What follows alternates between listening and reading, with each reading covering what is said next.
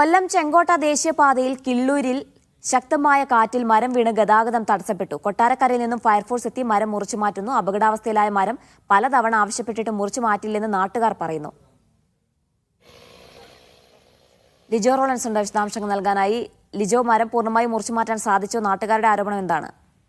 ജിന 6 മണി കഴിയുന്ന സമയത്താണ് ശക്തമായ കാറ്റ് ജില്ലയിൽ പലയിടങ്ങളിലും വീശിയടിച്ച്. ഈ സമയത്താണ് മലപ്പുറത്തേക്ക് സമീപമുള്ള കൊല്ലം ചെങ്കോട്ട ദേശീയപാതയിൽ കിള്ളൂരിൽ മരം വീണത്.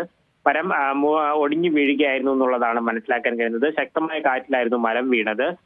ഇപ്പോൾ മരം ഭാഗികമായി മുറിച്ചു മാറ്റിയത് കൊണ്ട് ഒരു വശത്ത് കൂടെയുള്ള ഗതാഗതം, അതായത് വലിയ രീതിയിലുള്ള ഒരു ഗതാഗത തടസ്സമുണ്ടായി. അന്തർ സംസ്ഥാന പാതയായതുകൊണ്ട് തന്നെ അത്തരത്തിലുള്ള ബുദ്ധിമുട്ടുണ്ടായി. ഇപ്പോൾ ആ ഭാഗികമായി മുറിച്ചു മാറ്റി ഒരു വശത്ത് കൂടിയുള്ള ഗതാഗതം പോലീസ് നിയന്ത്രിച്ച് വിട്ടുകൊണ്ടിരിക്കുകയാണ്.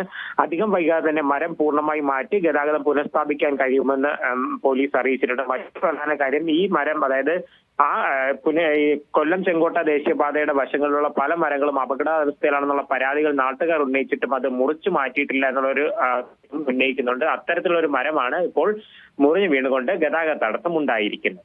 ശരി ലിജോ.